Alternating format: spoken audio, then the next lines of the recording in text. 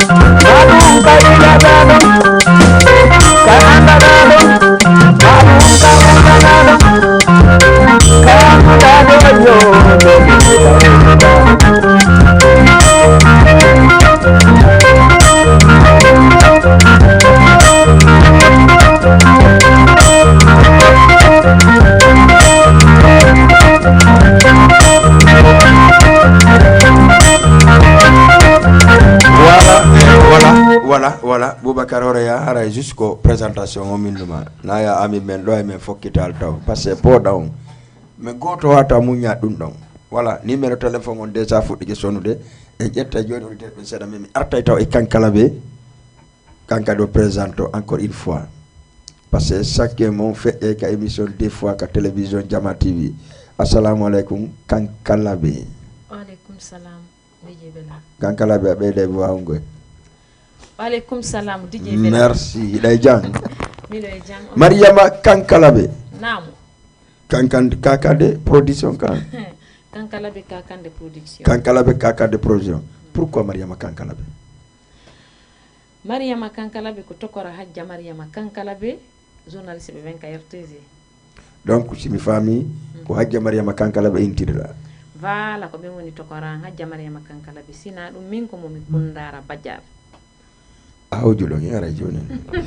Voilà Mariama Kankalabe wonde arde mum dige mi sikki clip fabola ngono don parce que faut qu'il présente mo kala taw mo kala yiya ko hombo wiete hombo clip fabola warana levi bobo Mariama de clip makko fabela ngon parce que ma jama fabe mo men anda ko nu jama fabo tomo do ke Jama TV en ara joni ka numéro téléphone ara joni ka gagnangi parce que de mari demoto Jakarta mon dawrama fala do yobde 3000 francs wona bora Jakarta ngon o nodda men o yeta men question ko hondum alliance de la sous-région hari ko be habi few be serti few be wonda few maintenant président Maram Bari Bantingel noditi men few won hunde wotere men wadi dum don ettande ma on sey adde joni ko concert jelu men wadi ara ko menen sous région ko dum don to landada 3 concerts 4 concerts 5 concerts 2 concerts ça trouvi haray atawama e ka moto Jakarta acha si tawi awadi pré awa sa wala première taw Mariama Kankalabe ha wada ndara clip on d'accord Mariama Kankalabe Naam. arti e question mo mi fanno ma landade mais fo mi lantoma dum do mais à 95% Guinéen anda anko ma kundara c'est-à-dire be ne ko Mariama Kankalabe explique nan dum don ko honno jama famita ko ma kundara ko honto e kundara on kamo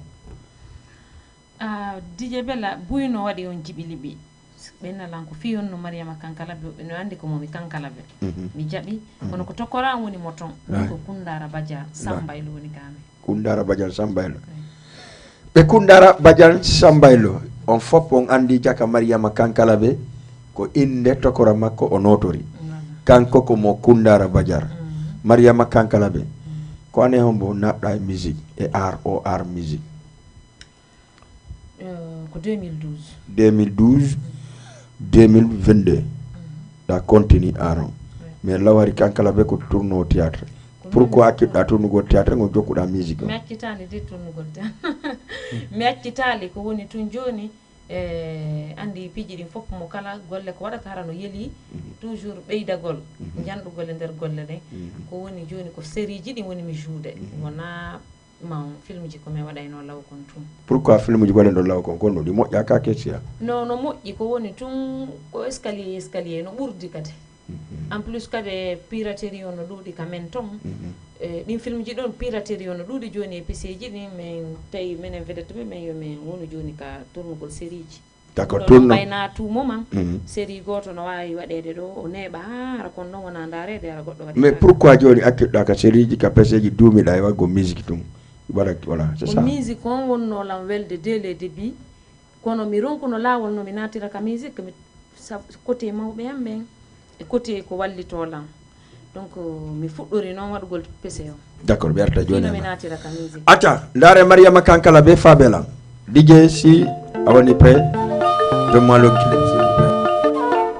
Voilà très bien Fabela mi ala mi arde e Mariama Kankalabe mi artay Boubacar Horea face à face avec Mariama Kankalabe. Avant, André Mariama Kankalabe. mi ɗo anndire Mariama Kankalabe Honto Conakry la Guinée Conakry no woniri d'accord ari ɗon relation hakkunde mon no woniri a relation no woni hakkunde amen ko woni tum ɓay o ɗuuɗa girdiire a wiɗatano mo yiwde faydu ko birdi quoi o ɗuuɗa ayo arno faydu kara yiratamo par ce que andi neɗɗo si tawi piiji gono ton a heɓay ɗi a wona e sooɗitiɗo donc ara na yonti yaltitu ɓe inna yi kaari ari no mari change kono ko seeɗa balɗe heɓotako mais so woni a ari a woni mariɗo donc machallah a daɗay haysi piiji gono toon no fokkituno e ma a daɗay par ce que ɓe aray ɓe reena on mo ɓe fokkintini piiji e mum. D'accord. Boubacar Horea, face à face avec Mariama Kankala be ñande julde e bimbi julde. C'est la première fois qu'ari meɗi wadde. Et spectacle. Ko la première fois. D'accord. Amen concert. D'accord. Face à face. Donc jama iɗo andi ko Mariama Kankala be Boubacar Horea woni ñande julde e bimbi julde. Ka maison de la culture de sexe. Boubacar Horea kanko ari Sénégal impose jama on jogol mariage e poda. Voilà, oui, si téléphone est disponible, il n'y a pas de problème. Hein? Ok, tu me donnes. Parce que c'est dit que nous. Voilà, assalamu alaikum. Allô? Allô? Allô, oui. Il a dit. Allô? Acha, oui, monsieur Kero Bulakitao. Donc, yandi miteroton, kala noddo wolang. Aɗan inta telon kono a ɗuɓita e volume telon poɗɗata ko telon seeɗa noddalan sinano a jotta ko yiya telon haɓɓitoɗa en yewta kadi ɗon moƴƴa. Boubacar Horea hande alliance de la sous région hawtodirima e Mariama Kankala be en tant que on artiste ɓe ɗiɗo iwɓe laggine wondunoɓe laggine andiri laggine donc ko honɗum marɗa ko yewta famɓe ɓen fi ñande julde e bimbi julde. Ok, seede mi haari ko luttunde fans ɓe ɓen mi faala ɓe ara par ce que siɗa yiɗi goɗɗo donc ko ha hollu yiɗa yiɗi mo acca 78 116 allo oui allo go allo ɗiɗi désolé e sa yiɗi mo e ɓaawa makko so ari woni ha a yimo kadi devan makko ko ya ɓurtu ɓeyde giggo par ce que giggo ngol na cogu gite on de miɗo yiɗi Kankala ɓe e ɓaawo makko la d'accord yeeso makko kadi miɗo yiɗimo si woni mi yiɗimo avant mi yi'ude mo yitere donc mi yomi ɓurtu kadi si mi yiimo yitere mi ɓurta yiɗude ɓuri kam mi yiɗunomo avant mi yi'ude mo ɗo 78 116 82 38. Salam alaikum. Allo, Bella. Naam. Alaikum. Alhamdulillah. Ko min bari ni. Way. Jondo men ha mi hoti ka. Allo? Min jondo men ha mi hoti do ka. Acha, merci beaucoup.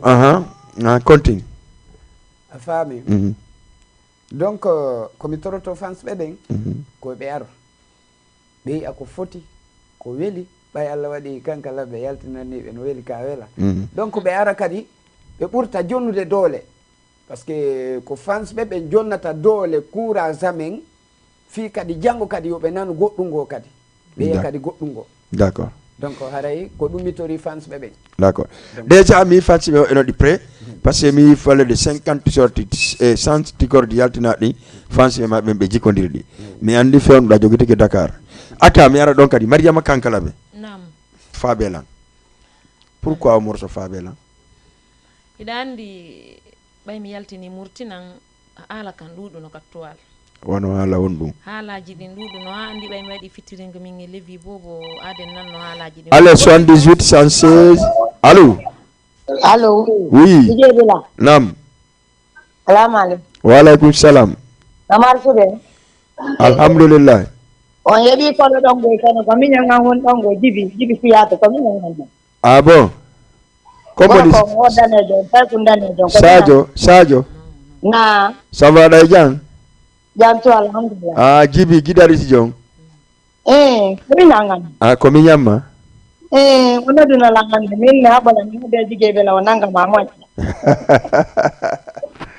d'accord ala problème Sadio ko miñan noon billahi awa joni andi miñamma ari e ngal ko teddungal ɗe ma concert on ka awa ko duta sek nani awa jarama Sadio men jogoto moƴƴa mi naɓamo kadi o yiya kama jaɓa jigeɓe la namartude ça va alhamdulillah aɗa jang miɗo e jang ko miñan noon d'accord fi o artiste ɗo haɓala mi haale soso wala wa fala so ko yakolo wontanara mbara anu sene sambara nyagale kifani awa merci tanti merci en wali parce que amena fa mo panire Dakar be ira ke lagine alamma mo ira la nalo president wallahi de wallahi wa bi nyenye bara convaincre ga fe ndo ko télévision na may nya tirira merci merci en wali man la française de Boudanejo wonta nara nye merci na ga bu kifa ya gro biza la ga no her naral amin ala ga heri fi ma ala ga ma ala ga fe te dina bi ma fala Allahumma amin Mubaranya hali merci Sadio depuis Krayof gonga mako fewno do télévision gonko partout arabe habbi émission dar hida on Mariama Kankala be solo no ma wiide ko émission bura do dare de émission mo wonde wadde do mo tawa e bura do dare de fewndo on parce que en tout cas émission o boyi donc o boyi senon depuis ko télé on emetaka chaîne émission on e makko donc moy ne daru hida haray Mariama Kankala be de ka question ha jona pourquoi fabelan konon DJ Bella bay mi wadi fitiringo mingi levi donc haalaji din fop yaltuno mi do sedi modi an tonya den c'était énorme donc tayno duudi mi tawi wata jaabade fo wara ko mi noddube mame fotta mi yeddabe ok mame fotta mi yeddabe allo lera nala ton yamdo danodda mi honto da inne honno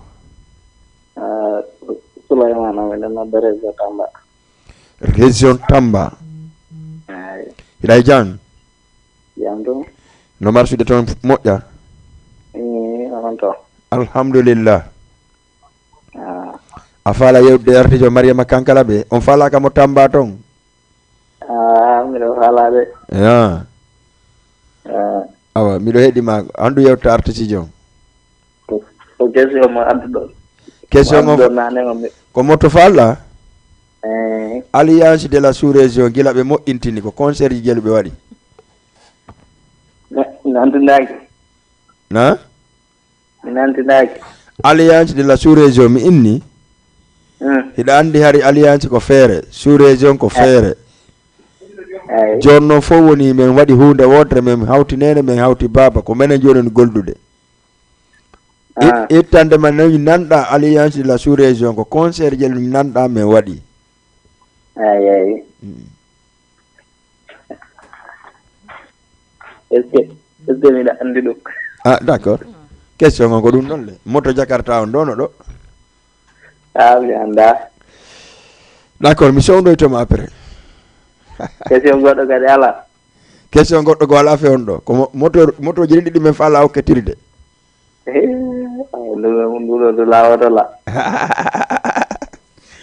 ok merci beaucoup aray ɓe Tamba ɓe salminama nani ok o weltanama d' accord Kankala ɓe haray ko ɗum addi mi tawi yomi waɗu en gros mi jaabo kamɓe wonɓe wowlude ɗum ɓen par ce que piiji go hay mi nanayno e hoore an tawata ko kamɓe woni mi nanirde ɗi tawi mi anndaɗe wigol mi borji mi yalti miɗo murti fi mi yimi murtina mais attends hara noon min noon nanka nder suudu Kankala ɓe ko a yimi murtinan yaade levi yo murtinan yaade an hiɗa fini an hiɗa faami miiɗa murtinowo ma hari a yaali mo joni noon a yiimo c'est pour cela que yimɓe wooli ɗum ɗo awa gasi gasi awa ko fi ɗum min ni faaɓe lan yo jama par ce que toñe ɗen tawi ɗuuɗi d' accord woɗɗi ɗin no wolede hara ko wono wonmi ɗi nanirde hara min ari mi anndaɗi ari a anndaɗi ko ɗum addi on moɗo andi menen sallaje ko ñaama woni ala kono komi wola no woodi ok ɗum ɗon fof koye Mariama Kankala ɓe wuriɗa ɗum ɗon noon honno par ce que ɗum ɗon kadi ko honno wuriɗa ɗum ɗon ka jamanu ten a wondi e modi ma ka suudu ma ɓe wiɗiɗa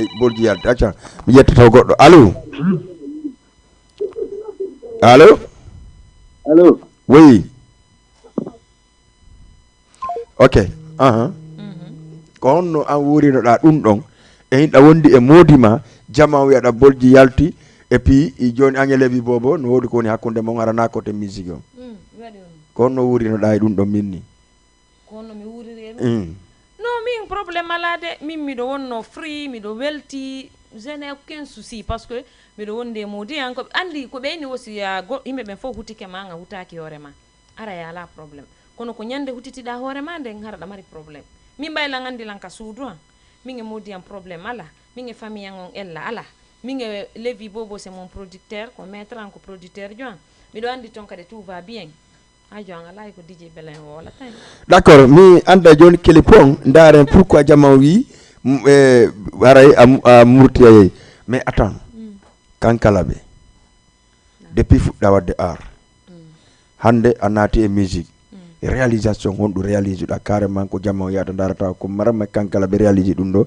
e côté musique makko hara ko mi réalise privé DJ Belen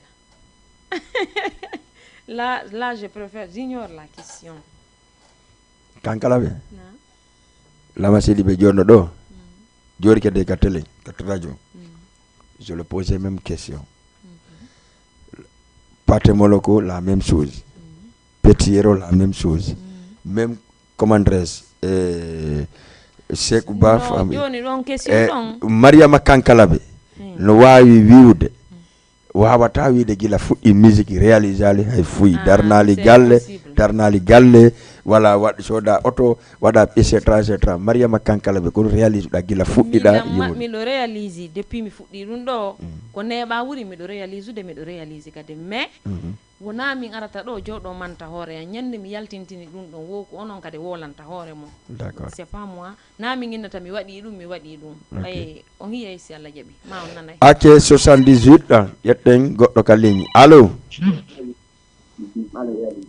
allo oui ɗoyri téléma on seeɗa gara la nande kam on wolde kon ɗoyri téléma on seeɗa la nande min komon wolde kon day jang jam tum alhamdulillah ɗayne honno ɗa noddanmi honto miɗo aéroport Yoff ko Mariama Kankalabe walla Boubacar Horeya mo falɗa yewde o hino ɓeɗo ok min ko motori ndummi faala fende ko fendi depuis ñande minen alliance men weldi na depuis ko min weldite alliance de la sous-région depuis min waɗi alliance de la sous-région combien de concert min waɗi combien de concert miɗo wawi hottade heɓi to 4 concert min waɗi 4 concert hombo kono noon famal ɗon ko d'accord ko honno inteɗa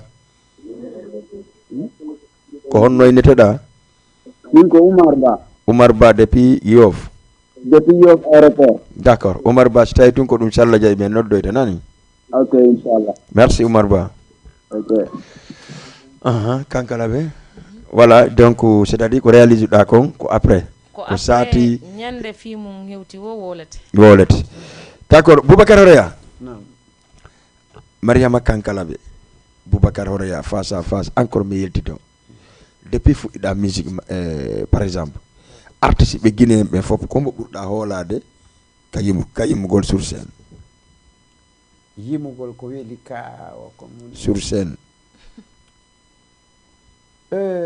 fof miɗo hooli par ce que walso mi innuma ɗum Alice assalamu aleykum salamu aleykum on jarama ɗon e jang jantu nala ton ɗon noddanmi honto ɗon maake honno ɗon e jang alhamdulillahi ɗon noddanmi honto ɗon maake honno Mamadou Amir depuis Wakam Mamadou Amir depuis Wakam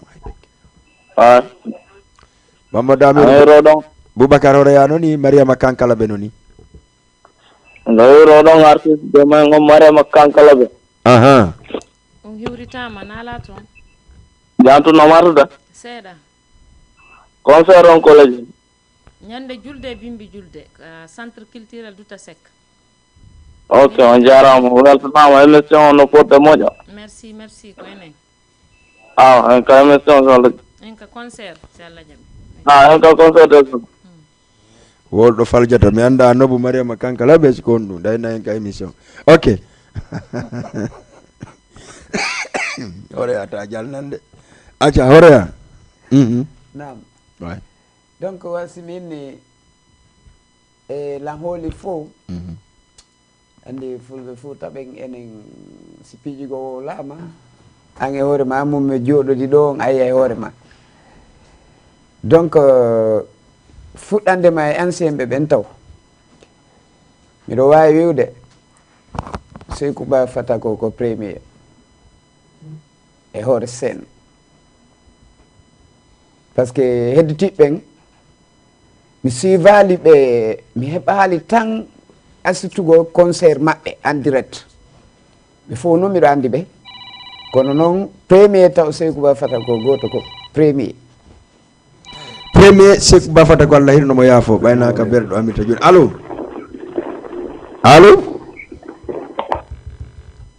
oh désolé oɗo mi sikki ɗum ko hen ɗo woni voilà 78 116 82 38 ko ɗon woni numéro service commercial noon Mariama Kankala be Boubacar Horeya ñande julde e bimbi julde ka maison de la culture du Seg salmine mare jon taw moƴƴa madame Hawa Silla depuis Colobane passé komi tourni Medina Rebos Ñaay Cokkel HLM Fass Gueule Tapée ha memanoyma Grand Dakar Yoff Almadi ko fi Hawa Silla ko fi o marenage ñande julde ka ka maison de la culture du Seg allo salamu aleykum wa aleykum salam jarama de nala to giɗo e jang alhamdulillah jarama ɗo mo weltanama bisimilla hinoɓe ɗo ɓe ɗiɗo ƴettumo fa lawo ko aya wetanoɗon Mariama Kankala ɓe ceerno Boubacar Horeya non na ceerno de ko Boubacar Horeya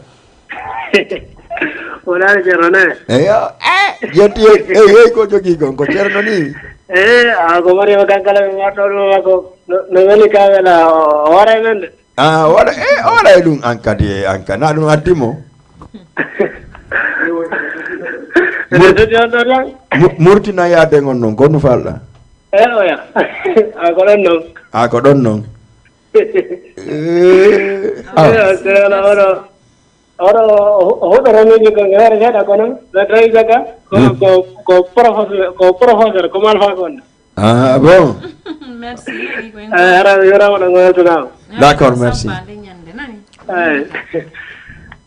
voilà jamanu habbi no Kankala ɓe jamanu falno yide ko Horeya watta goɗɗum ñande julde e bimbi julde ka maison de la culture du Seg salminen président Malal Bari Bantingel président tous les promoteurs guinéens au Sénégal kamɓe président Malal Bari Bantingel président alliance de la sous-région en salminiɓe salminen Aliou Bari ka wonɗon fewonɗo sami Ibrahima Sori secrétaire général o chargé social on salminen wano kanko Ibrahima Diallo Aissatou Koundara hande ko siɗɗo ma woni ka télévision ɗo voilà e salminen kadi wano Djiwo Diallo sérema kon fof mi accal nene fune Mariama Boyri kanko Kajjatou Pita Israɓe am mi salminiɓe mi salmina Safiatou Malal Bari Bantingel mi salmina Aissatou Bari jiwgan weldugan kun ka Safiatou Malal Bari Bantingel andi kanko ramo dardela wayna grand dijeɓela mi yimaka télé alors mi yeggitali kadi wano e 100% Fouta salmina ɓe kadi kamɓe kadi ɓe darde télévision surtout bente adama kadi salmina kadi fans club Mariama Kankala be Hadja Oumou le pré allo jarama ɗa jang Jandum. kono noon golle ɗen Algasimu on ɗon ƴirude. Algasimu depuis alliance welditi o concert jeeluɓe waɗi Concert 4. concert ji 4 la calcule ko honɗi e honɗi bisimilla Algasimu Concert on kon ko ɗum. na Concert on kon ko ɗum. o e hendu wonɗa Algasimu lan fanole a gaño kon ɗa hendu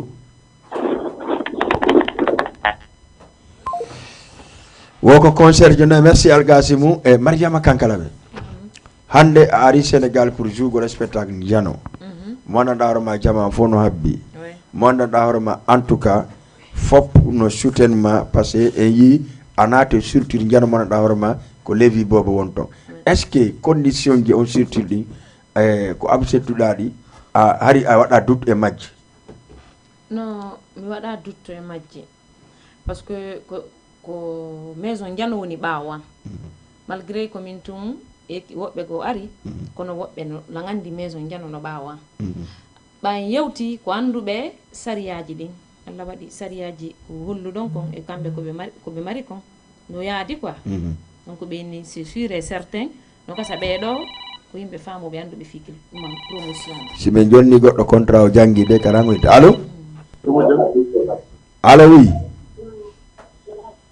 allo allo allo oui salamu aleykum wa aleykum salam no wartude yettude Allah kono no way toon alhamdulillah kombo Amadou Badiane Amadou en tawaka je concours kami tawaka no wol ɗum ko falla o ko combien de concert alliance de la sous-région waɗi mi ranno suni silan tawa kami tawaka ɗa tawa ko je concours ni ɗa tawa bisimilla ko 3 concert toƴƴin noon taw ko quatrième concert on ni ombo e ombo premier concert on o wonno Mousso Camara jiwu sori fata ko donc kay sat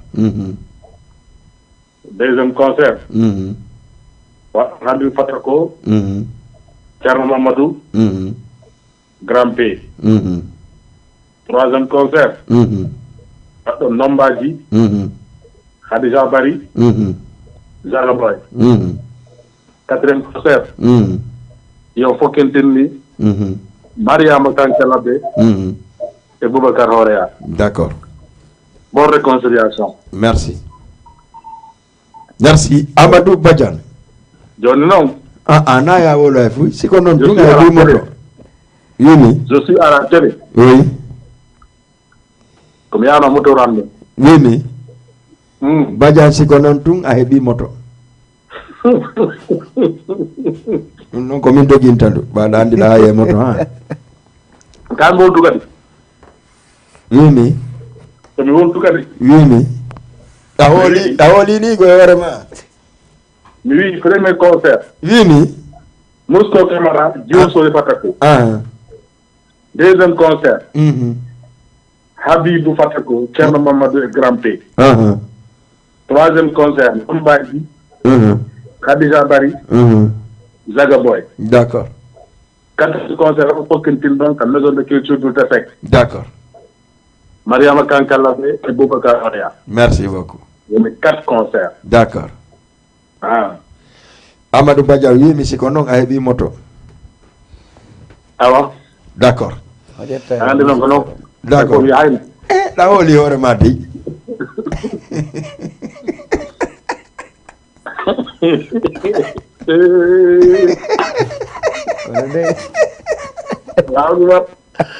Badiane da holi ore mati o ganyama. Dakar be moto. Ale, Dakar no ka ko ni. Ko Jakarta kay. O jango da nendo. Way. Awa. Adawanta motor nun de yewtale gandu jonnete. Oui donc. D'accord, merci beaucoup. Voilà, Amadou Badiane, merci beaucoup. Aray question para répondre, ko yambu men demi wonno ko kankala be ka OK voilà. Voilà, ko kankala be wonno. Kankala be wonno ba hadde ka surtout ka faire contrat. Ah oui. Voilà.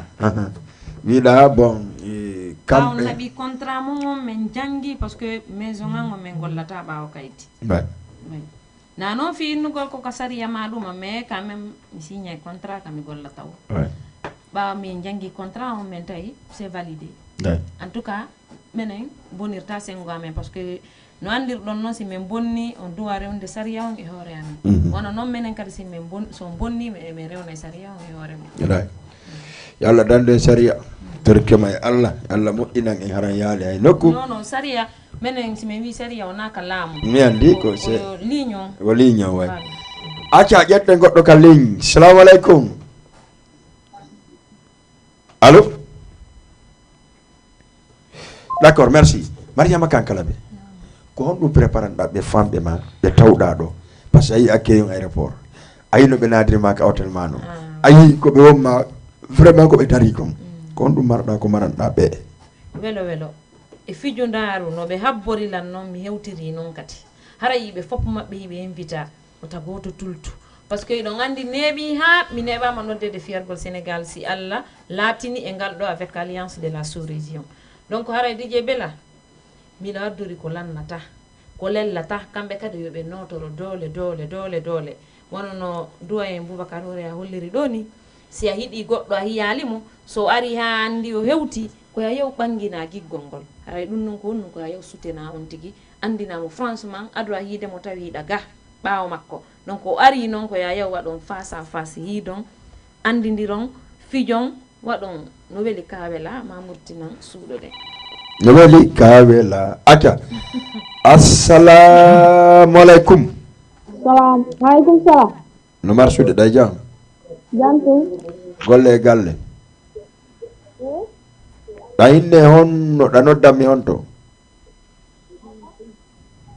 acca de so heɓuli ke wartay salminen kala wonɗo wakkam fewɗo darde cité avion ha ɗo e ko haaɗi en salminimo salminen asnatu fria kankadi mo darde fewɗo émission o salminen kadi wono grand ɓeyamɓe fof coiffeur ɓen fof salminama e tailleur ɓen fof kadi salminama goɗɗo no ka ligne donc waray mariama kankala ɓe o wi famɓe ɓen fof mo habbiri ɓe ɗuma avant yen fotto ka mari en artu e Boubacar Horea adnan ɗon ka fitrim levi bobo mariama kankala ɓe par ce que y a deux questions là-bas faut que mi pose mo ɗin ɗon o anda ko sabu on ɗum jama o wino o yalti acca may merci beaucoup mariama kankala ɓe murtina yaadeñ levi bobo ñowɗa soobi ñowɗa o ñoyi non attends ñowɗa o ñoyi mi yi simi e forêt sacré on ñowɗa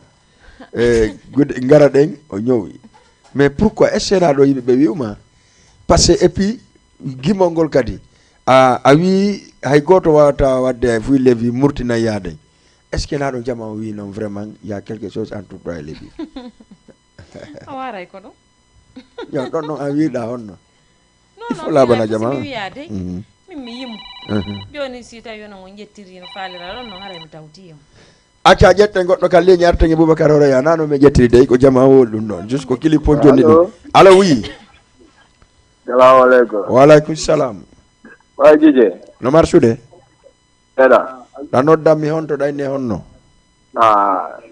mi noddude depuis wakkam wa konno way to lan heɗima kon ɗum addanɗan kikiɗe ɗo mariama kankala ɓe Boubacar Horea yaade mbu ñaw on yaaday ndaɗo cime yaade mbu ñaw moto on ko faal ɗon andi no minen non ko min gañoto kono non minen ko 150 ji ɗin junne to men de télévision an mi anda sa gañoto sa wi yomin waɗu ko yomin jonne ko min waɗa gañan ko andi a gañotako min gañotude minen bisimilla ko jakarta tega ok miɗo heeɗi mago e ko jakartaru tega combien de concert alliance de la sous-région waɗi gila moƴƴintini acca merci beaucoup a andi a gagnota ko ɓawolal question o Boubacar Horea e famɓe ma ɓen wonɓe Sénégal ɓen wowɓe ma yiide no yiidema kay no wowrama no wowirama yiide e ngal surtout ma préparation o par ce que mi fuɗɗike yiide a fuɗɗike ñowde sabador jiɗin a fuɗɗike wadde fou a soodi piiji kesi allo allo oui no marsude allo allo ok way Boubacar Horea ko honɗum tigi wiyata famɓe ɓen ko honɗum maranɗaɓe hara wona surprise yiɗi hara koɓe andi pellere ɗum ɗo Boubacar Horea si waɗi tum ɓe dimbay minen fof min dimbay kawre sen acca ƴette goɗɗo taw ka ligne allo oui no marsude jantu day jan ɗa noddanmi hon to ɗayne honno miɗo nodda on depuis Wakam cité avion ɗayne honno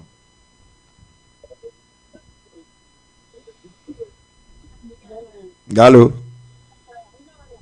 acca Boubacar Horea day ok donc aray komi wiyata fans ɓeɓen yoɓe hewtu andi déjà mare on ko awa silla ɗum ko non woniri miɗo tori kadi séréji ɗin fans ɓe am ɓen par ce que ɗa andi présidente fans club an on ko Mamadou Binta Bah Robos yette goɗɗo ka ligne si Mamadou Binta wolama tumma waɗen stop taw mi yara ndiyam allo no marsude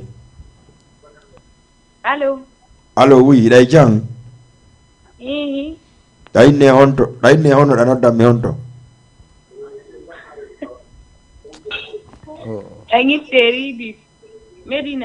ɗay ridis Medina ɗayne honno Aissatou ridis miɗo heɗima ko ɗum maranɗa hen ko kikiɗe ɗo addanɗa hen ka télévision ɗo ko weltangol on tum merci Aissatou lamuɗo ɗon marama kankalaɓe kakade production mi yuritika ma chéri nala toon jam tum marsude aray ɗon sabba ñande julde ɓe julde nani dekela waɗuma fa merci nani merci koye goto ara min kayla waɗuma fan min kayla waɗuma fan ok d'accord merci Aissatou de rien merci beaucoup horeya donc hande ko ɓe yaali hooreya woodi eɓe andi si woni mi maƴi mi darike tigi tigi on ko arongatanamin siɗen faala en fuɗɗoto ñande julde ka futoro fuɗɗa ɗon ha bimbi julde kadi rompa nde ñande jere garo bo ko hattinande ma a ñaamiɗo tew baali sadude non mi ñamata tew baali min ɗum ɗo mi ñamata tew baali sakko dérange sammi omi torto kadi e wonno fans ɓe gonayo ɓe ɗuɗɗi allo assalamu aleykum aleykum salam on jarama no marsude ɗo e jami jam tum nala toon ɗa noddam mi honto ɗayne honno komin noddi on nane Oumou Hawa depuis Cité Avion Oumou Hawa depuis Cité Avion wuuri ɗannam men kilimo seeɗa min jangama Oumou Hawa awo awa ɗo salmina ɗon marama kankalaɓe ɗa salmina ɗon marama min a salmina Allah a salminama nala toon salminima anti jeedela kadi ɓay sa siɗɗo am yacciri saama ok ɓawa min kadi ka siɗɗo am e andire ko famille o jam tum yo awa onon mi weltori marama kankalaɓe ko saɗima ko tooli awa nani miɗo sabbi on kadi ko conseil on ari sina ɗum ara na enen awa mi yuurino merci beaucoup ara mi yettanike ma Boubacar Horeya non mi faala ya memmi en ɗon seeɗa bon par ce que kankalaɓe jangama am ɗan ni climatiseur o kankalaɓe o climatiseur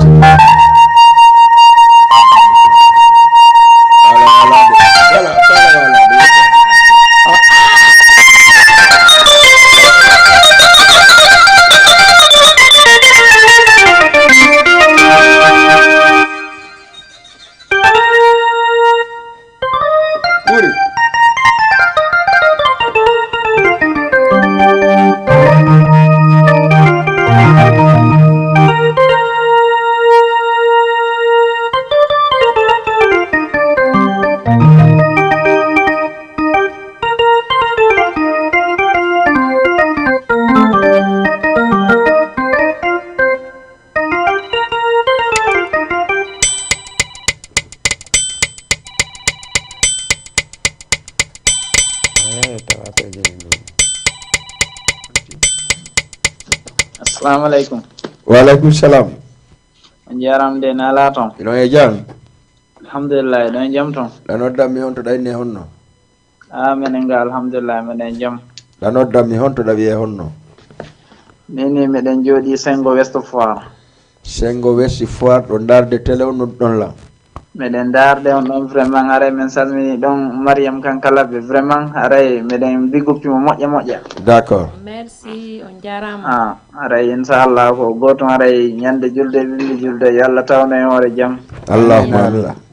me ya me ganda ko onno goneldori men parce que ko première fois onni meɗen gande haray titi ko addori kon harayno ɗumanni arayno waɗi maafe quoi maray so asmi salminima vraiment merci merci boss ko ene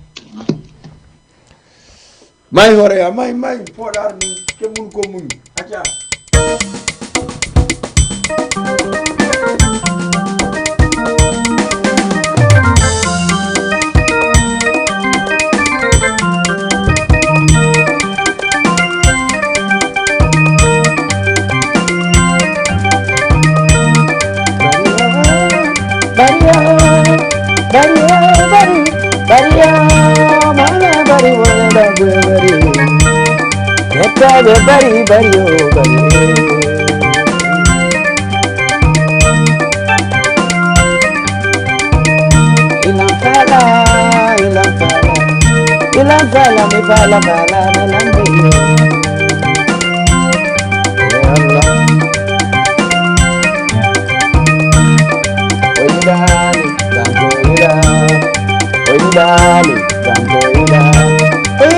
Gore mako, oida.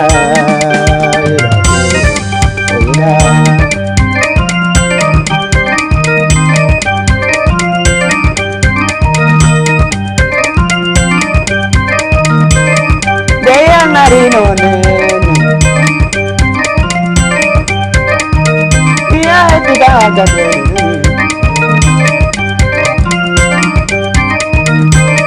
Seniaru banting nene. Ko bantingan lo tirani woi oyo mira mata Maria majello kundara veli misalmina to karamada Haja Maria mabede kankalabe nyande ko mira uti kankalabe dankoro para abejema woi miano para vide sagani manta boje Tunko kankalabe, dinkoli, tunko kankalabe, saba, tunko kankalabe, manta boje, tunko kankalabe boto gainai.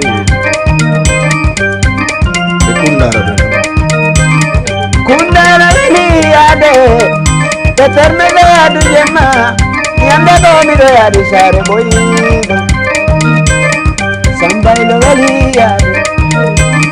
Miura domiara kunsitelu, miura domiara gawal dinami, miura dominata wedunguru, miura dominata bogas kangareji, tejangkun nai salminama. Sibi pita jama, ko bantingan lo tirai nene, wa Allah wallu idele.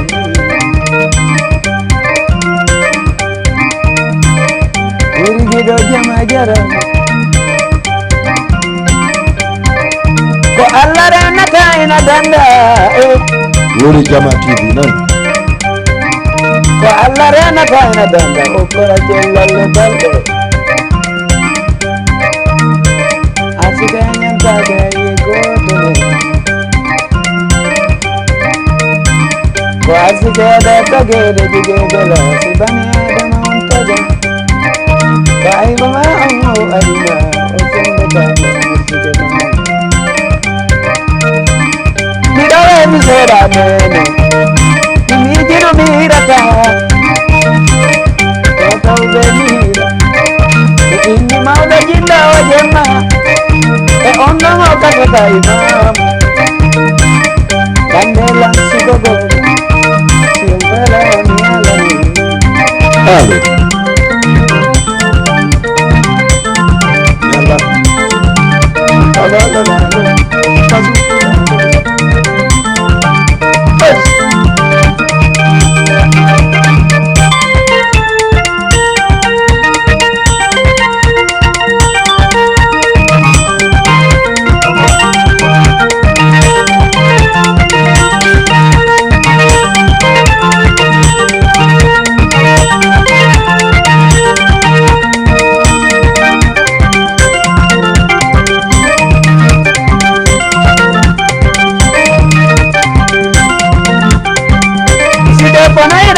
bunga mono mari sida bono biri tunga bunga mono mari ja mono mari barti ana mono mari sidi ba kunde yetta de babe bono ondo yetta de babe woni yete de binta de no velami sidi binta kirangari no me mi appino Maria Madello yo e mi hai condare Januari alla valle da golle o tambe pone ai de nade yo o tambe pone to de yo alla ai de mudu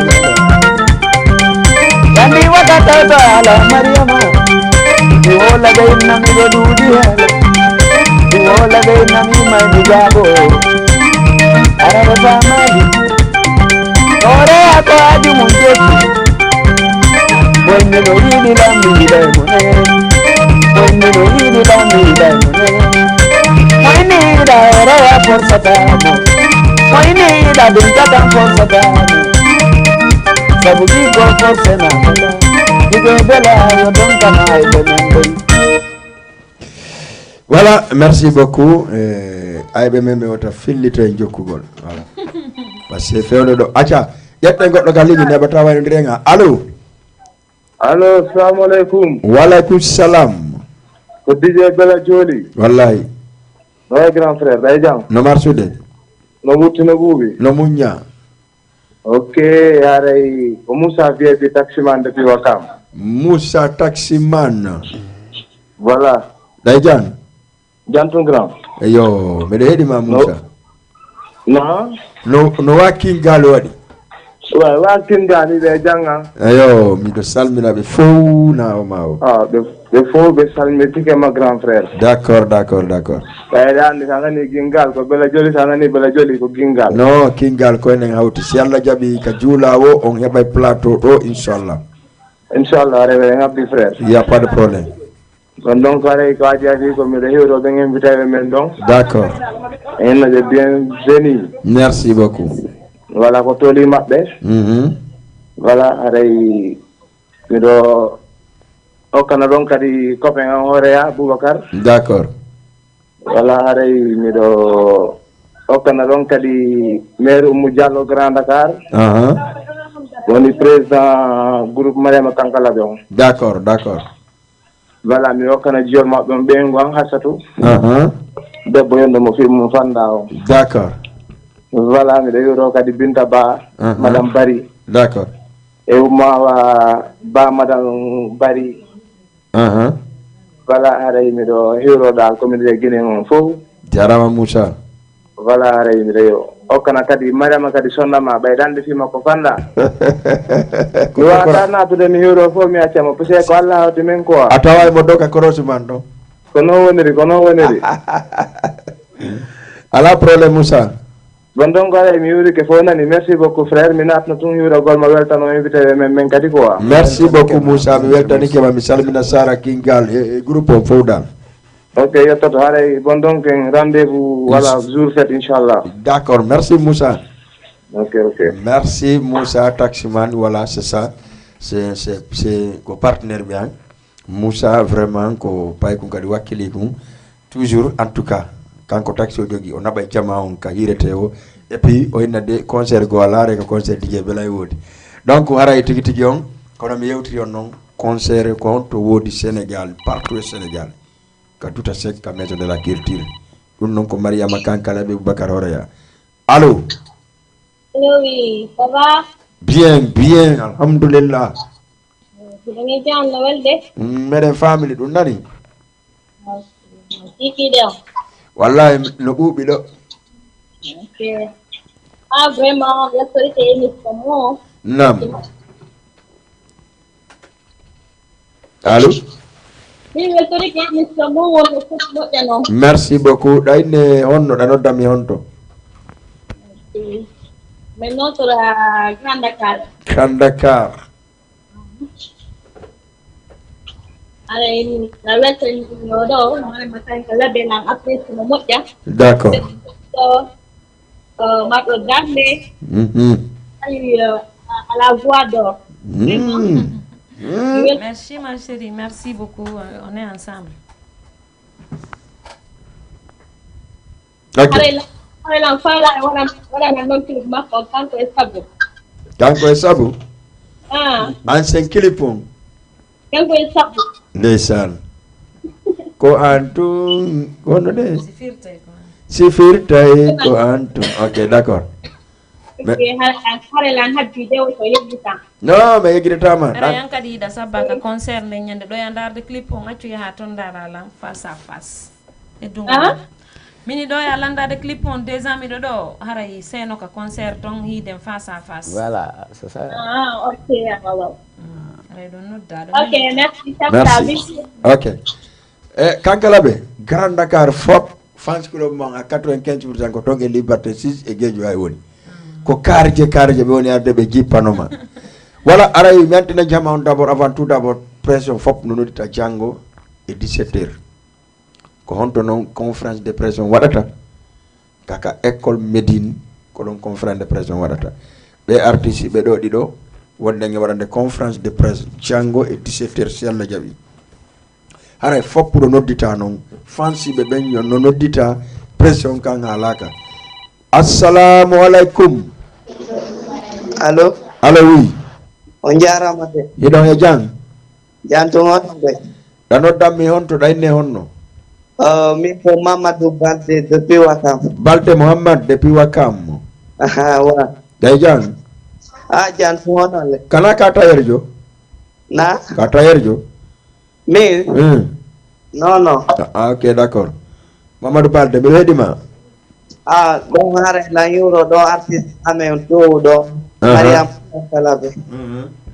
Mo yura. D'accord.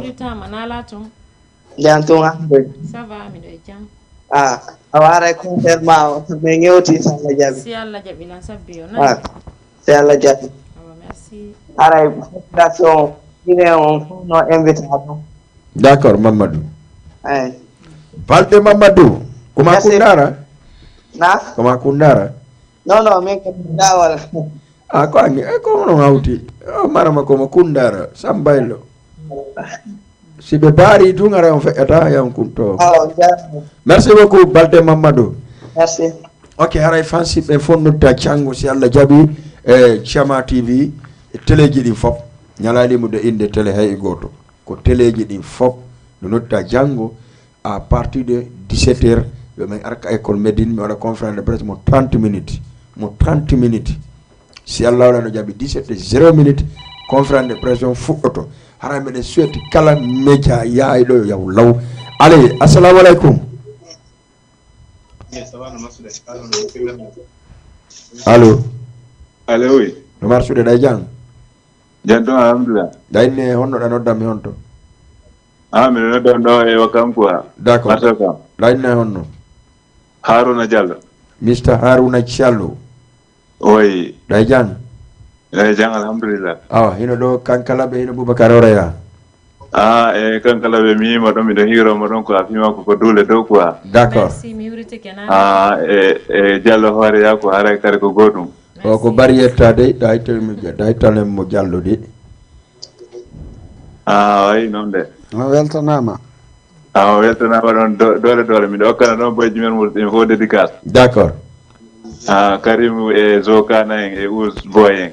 On fopula ngabbi on duta sek nani. No, inshallah bonata ko haray me hewto to me sa ko yoto menen ko ni gida ko daw. D'accord. Ondo mi don kala konko joni. D'accord, ala problème ko woni noddir konko ko merci beaucoup me wetani ke manani. OK, merci. Voilà, haray ko dum wonno ko haray sereji di Fop no salmina sere majina hulali haray Munas Marifala kankari mo salmina dole vraiment mede reni golle made mede reni kadi ko darinda association l'alliance de la sous-région parce que vraiment haray sereji di Fop association ji di fo nodditama pour won hunda wotre salmina sere 44 Grand Dakar salmina sere 44 Medina salmina sere sa rival salmina sere voilà femme de Robos e salmini kadi wano mare men encore Hawa Silla yo prépare moƴƴa men kadi meɗen préparé moƴƴa men habbomo hande Chama on déjà promotion o yiɗodi noon ale ƴette goɗɗo ka leñi waynodire e artiste ɓe hota ɓe fowtoyo seeɗa allo nala toon allo wotti no marsude ɗa jang allo allo bela ɗay jang bela noy no marsude nala oɗo no ayne Diju ça va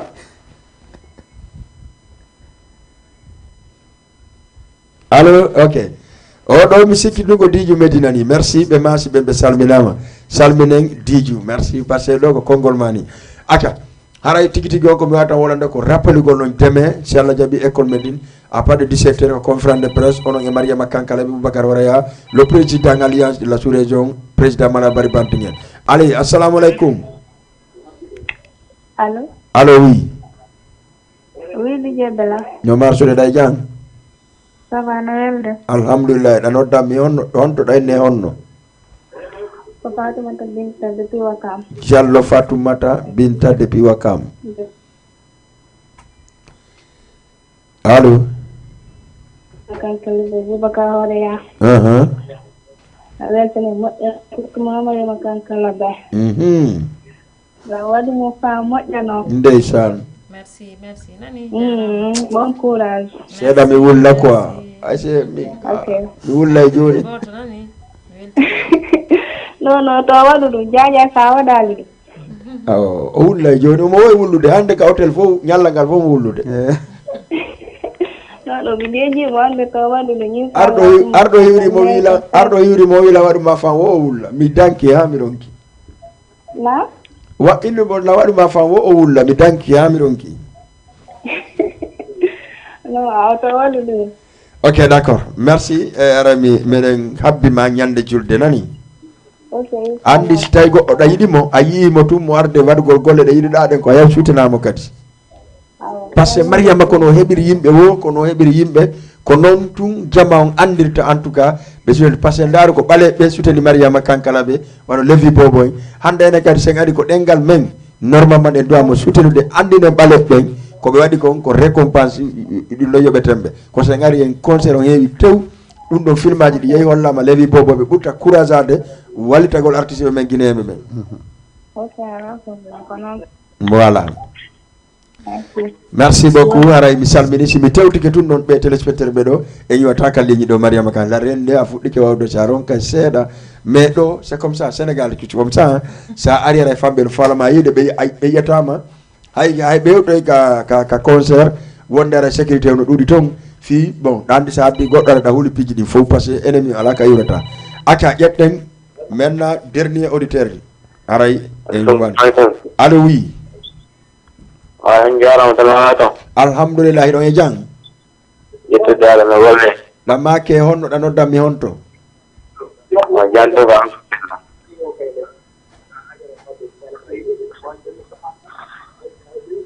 allo ok merci beaucoup aray wonnoɓe ɗadde Jama TV Mariama Kankala ɓe ko honɗum wawɗa waynitorde min anda réellement ko Kankala ɓe wonno ka plateau ɗo Jama on anda télévision Jama TV kadi ko teddugal e ma Jama TV no ni haray ko enen jeeyi ko enen kafi ko pour la culture guinéenne donc pour artijo kadi wonɗa ɗa wawi wonde Laguine waɗen émission Jama TV ɗo ɗa wawi wonde Europe waɗen émission Jama TV ɗo ko honɗum yiɗɗa Jama TV en même temps Mariama Kankala ɓe andinani men fansiɓe maɓen ko ɓe indirema Kankala ɓe ko Oyo gido murtino walango mitimo Bobo midima gila mi umami fauta kigui Murtina yade Baida fini fami Levi murtina wande Way achuna wara lanjiri Ko fala dawo mi jonne Ko windu dawo mi sinyai Maraboloma Bari matanana dari dunia Amuru gorogo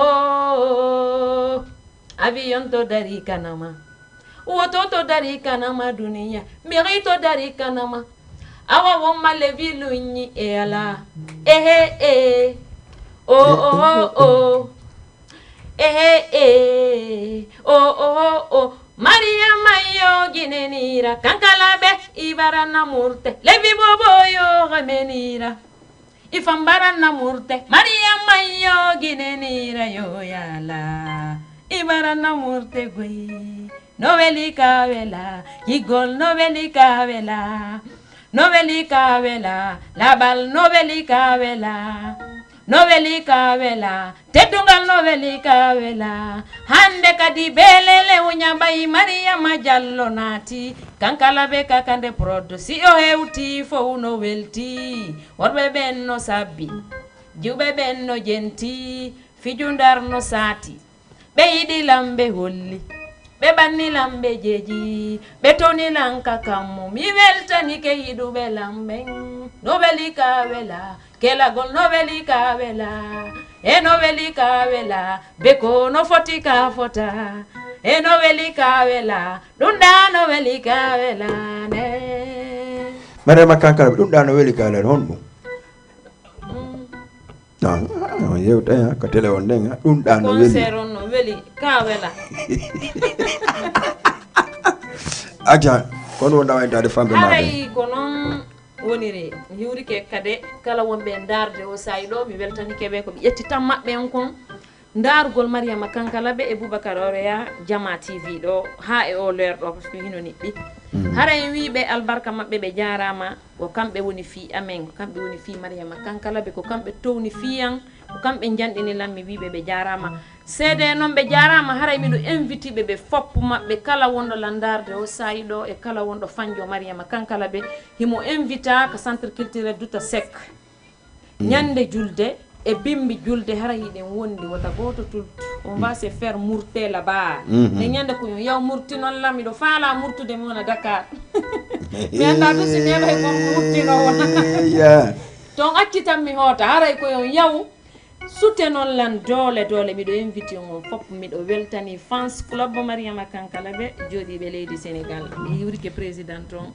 e membre be fop mi weltani ke on kadi on journaliste be on Jama TV ha fondateur Jama TV wuri Jama TV ara on weltanama golle mon den no laba hidon wakkili fi bantal culture on kamen do onno Sénégal do fi bantal Guinée yembe ben franchement golle mon den no laba ko yo Allah okkon dole burini suuda on gite aybe mon ben banta fi mon okka on dole ha nyande go harano buri do mi weltani ke kade alliance de la sous-région parce que mi wata wolude do ha mi iwa do hala mi wolali fi alliance de la sous-région kambe wonani wadani mi jikke be yidi lan be holi lan be invite lan Dakar mi yar mi wadana be concert président on wonne malal bari pantignal accu andi président c'est mon président a président kade be hiwrama d'accord kambe be ngumabbe jammalal bari bantingel merci pour la confiance et merci pour la force harayden wondi nyande julde e bimbi julde inshallah acca Mariama Kankala be wonno ka Jama TV wonde e Boubacar Oreya e nyande julde bimbi julde mo nawna jalay parce que hino andi alliance de la sous-région si be woni tum e hunnay goy ko Allah jogiti haray ko do salminten Mamadou Binta salminen Badian wo mo gagni duma moto mi sikki a falji concert goto jatigi sa fala sim gani mi wolnama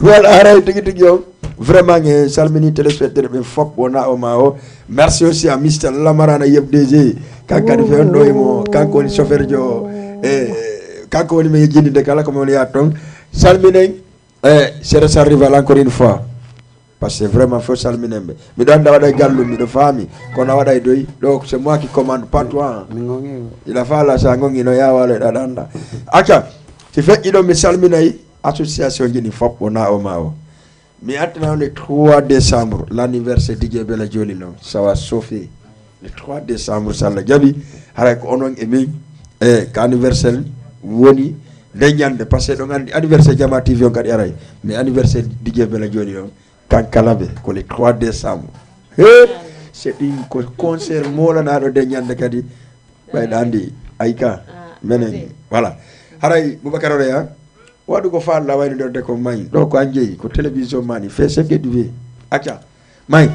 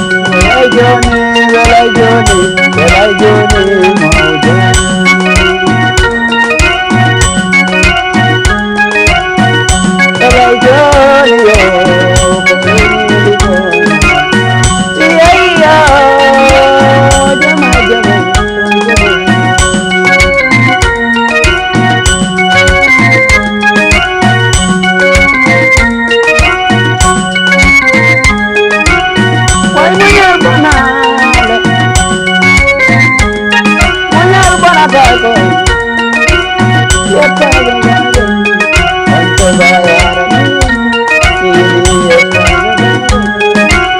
Barina Barela, Kajama Bari Wono, Yatago Bari, Seri Bari Nataka, Sini Ajitali, Dari Bila Bokita, Sini Aruga, Kumbia Bebega, Barina Barela, Viva Pita Otiwe, Idaya de Masi, Idaya de Bomboni, Idaya de Bomboni, Iyai Buruwa Ekate, Barina Barela, Iyano Bota Zangaru, Jankuna Iboki Kama, Kamsaru Zebenge.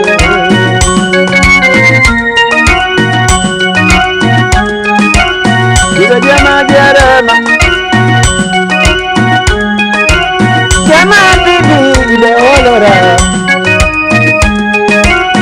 Yata Bari Bayo Sudi Bari Mokata Barina Borela Yai Medina Etunga Aduna Kodoi Mongadi Bayi Sondota Komunyi Dokoji Munyambona Takala